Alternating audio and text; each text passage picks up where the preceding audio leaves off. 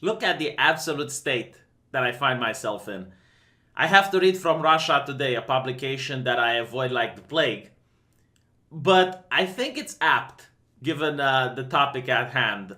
They're complaining that Facebook has removed a historical picture and has linked communism to dangerous individuals and or organizations. Absolutely brilliant. Okay, let's discuss about it because I see a lot of people being upset about this particular decision. And it's kind of funny because some of the people getting upset are also some of the people that are pushing the hardest for censorship on the internet.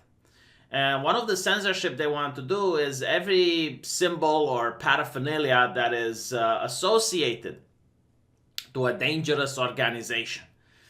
And the problem when you do this on a big platform like YouTube or Facebook is that they can't have humans doing it. They need to have algorithms and AI that will remove these things. Because there are so many messages uploaded every second, a human just cannot keep up. So mistakes are often made. You will see video games, you will see music, you will see people that talk against violent organizations, which are going to have their posts or their videos taken down, especially historians. This has happened quite often on YouTube.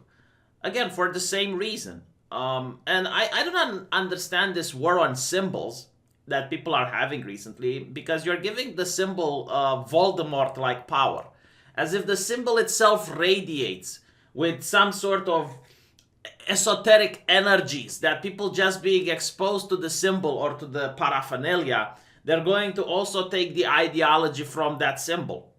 It's a ridiculous argument and it makes it very difficult for people who want to talk against violent organizations to be able to speak out because they're going to be afraid. It's like, okay, I can invest hours upon making a really good video that debunks the idea or what the violent ideology is proposing, and then have that video taken off from social media. And again, like this is with this whole hysteria of targeting symbols, and it even goes to the point where certain symbols that have nothing to do with hate, like the OK sign, are now going to be used to try and get people fired. People that even if let's assume that some violent organization would co-opt the OK sign, a person that still does the OK sign because that's what he thinks it's like it's okay is still going to come under the crosshairs, and they're going to be assumed, like you're going to assume the most worst intent out of a person without even asking them, like, why did you do the OK sign, and then give them a warning or punish them. And it's ridiculous. Like, I guess I have to read constantly the mainstream media now to find out what new signs are being co-opted. I hope they're not going to co-opt the rainbow flag or clowns or something like that, because then that would be really problematic, wouldn't it? But yes, that's what happens when you try to ban symbols. You're going to have algorithms, and algorithms never understand the context. I think Mike Stuchberry, a proeminent far leftist that advocates for censorship, had an article regarding Tommy Robinson taken off Facebook. And it was an article condemning Tommy. But it's like the people advocating for censorship that eventually also get hurt by the censorship. When you advocate it online, the algorithm doesn't understand context. So do not act surprised when you see stuff like this being taken down. Now, the other conversation is whether communism is a dangerous ideology. It's kind of bewildering for an Eastern European like myself to have this conversation in 2020. But yea and behold, here we have. Now, this is a really good meme which explains why Eastern Europeans do not like communists. They try to frame it as, well, the communists fought against the Nazis and thus they are the good guys. For the people of Europe, especially for the people of Poland, not so much. Not so much. They didn't fight the Nazis to liberate Europe. They looked at the Nazis like, well, the Nazis are really oppressing the people over there. We wish we were the ones oppressing them. The Allies did liberate Europe, like the United States, the United Kingdom, and all the countries that managed to go into the West, which for some reason like communism now, no, they legitimately got liberated. Like they got freedom. Their people were happy and they were prosperous. People under the Iron Curtain that got liberated by the communists, not so much. And even if you were to look at the Russian soldier, which I guess Facebook accused him of being a dangerous individual. Yes, he was a dangerous individual fighting other dangerous individuals. And anyone who lives in Germany can probably ask their grandmothers about what those good, decent communists, those Russian soldiers that were preaching for equality between men and women, did to the women of Germany after the invasion. Now I understand, Germans oppressed women, especially the Nazis. Okay, right. So this is what they did to the people that they liberated from oppression. Something that Western historians don't really talk that much. But again, here in the Eastern Europe, we talk about it a lot.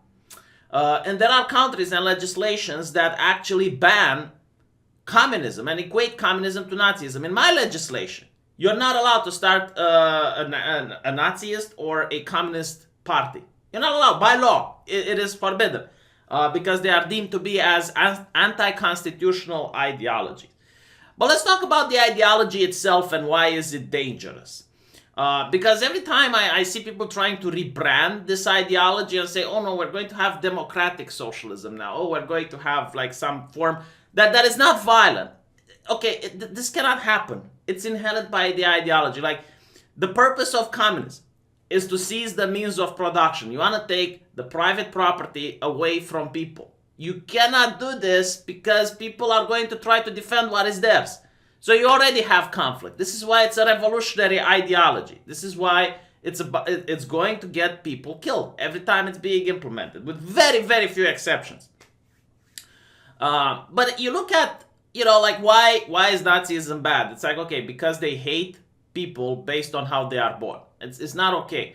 Like a person does not choose who their parents are. A person cannot escape from his identity. Like if I'm white, I cannot be black. Like it's something that I'm there. So it's not okay to not give people a way out, to just judge people based on who they are. It's inherently wrong. Communists did the same based on class. Literally, like if you happen to be born from an aristocracy, from, if you had ties to people that used to be part of the aristocracy, they would discriminate against you. If you wanted a position of power, they would actually, in my country, like if I wanted to become, for example, a lawyer or a prosecutor or a doctor, they would look up to your family members and see if any of them had ties to the bourgeoisie, or if any of them had counter-revolutionary thought, or anything like that. So no, like they definitely cared about the heritage of a person. And they also went and started oppressing the Jewish people. Now, communism in the beginning, yes, it had a lot of Jews that created both the ideology framework, like Karl Marx was Jewish, a lot of people that supported Lenin were Jewish, but when Stalin came into power, they also started purging the Jewish people, not only by sending them to the gulags, but also by forbidding people from the population that were never into power from gaining ranks if they were Jewish. And they did this a little bit undercover, like they weren't blatant and open about it. But people from the KGB were very aware that they had to prevent Jewish people from rising into power. So no, communists did that. Like literally, they did that. And the thing that really shocks me is that for some reason, you can look at those things and still justify the ideology. I mean, if we were to apply the same thing to Nazism, we would say, well, let's try it again, but not kill the Jews this time. Not discriminate against people this time. Let's try something else like democratic Nazism. Why is it that for some reason it's okay when you do it with communism? Why is it? Again, the ideology is inherently violent towards the 1%, towards the religious, towards the people associated with the religion and the 1%. And then it says it's like, okay, it's the ideology of the worker. Or, like they have like special interest groups. It's like the people. It's the people's ideology. But once you start talking against the ideologue, once you're like, well, I don't want this. I don't think this is okay. Well, you stop being the people and you're now an enemy of the people. Like yesterday you were the people and those ideologues were working for you. But now that you're dissenting, oh, you're an enemy of the people. So you're not the people anymore. Like there are so many things that are wrong at the core of this ideology. that yes, you can actually find similarities between the way Nazis oppress people and the way the communists oppress people. And this is not, a lot of people think, well, the horseshoe, it's ideological. No, you still don't get it. Ask people from Poland how it was under the Nazi occupation and how it was under the communist occupation. And they will tell you, like, I don't care if there's a boot stamping on my neck, if the boot is a left boot, if it's a right boot, or the ideology of why the boot is stamping on my neck. There is a boot on my neck, and I don't like that. That is the main problem that people have with these ideologies. It's like, you don't know how bad they are until you have your freedoms taken away. Well, they can't really take them away. They can suppress them, right? Like, when you have your freedoms infringed by a government, you will not care about what the ideology is. Like, why is it that you can't get food to your kids, or your neighbor disappeared in the middle of the night, or you're afraid to talk about certain things when you go out? Like, you do not question why it is. You just know that you can't. And that is something that's abhorrent. That is why a lot of people ended up revolting against communism. Because of that. But anyway, right, so, no, I disagree with Facebook taking down this picture. It's a historical picture. It needs to stay. I fully disagree with any censorship of any type regarding just symbols. And implementing it online will always be implemented without context. And the idea that just you're protecting people by making these things go away, no, you give them more esoteric power. You make them more edgy. Teenagers are more likely to do things that they're not allowed. Like, for example, cursing. Like, I remember I couldn't curse in my house. And when I would go outside, I would curse as much as I can. Why? Because I wasn't allowed to do it inside. Like, people want to do things that they're not allowed. So by making ideologies have like this mystical thing rather than have an open and candid discussion, I mean, look, the idea that people are going to just be okay with communism or Nazism democratically is wrong. America, for example, has free speech in its constitution. If people wanted communism, they would have voted for it. They had the chance to vote for it with AOC. They had the chance to vote for it with Bernie Sanders. People do not, like, they read the final print. Same with Nazism. Like, people read the final print and they realize, okay, well, all these oppressions that are done to different groups of people, what is the thing that protects me from getting oppressed? Like, that is why a lot of people are going to have so self-interest. It's not necessarily of empathy towards others. Like, let's assume you have a sociopath that doesn't have any empathy towards others. He's going to read this and it's like, okay, so how are we going to, oh, wow, we need to oppress this and this and this and this group in order for my group to get some benefits. But where do I get protection? Like, if I give all the power to these people that I don't know, but they claim, like any politician, they talk about that it's going to be good for me in return. Where are the safeguards? Like, how do I know that they're not just going to use this power for themselves and then still, crack down on the little guy? But anyway, right, these are my thoughts. No, communism is a violent ideology, just like Nazism. A lot of Eastern European countries have admitted to this and have said it by law. And you should trust Eastern European countries because they have been through both of these ideologies, unlike the West.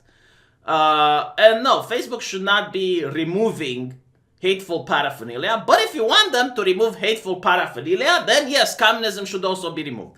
And I don't make the rules, all right? But the rules need to be enforced.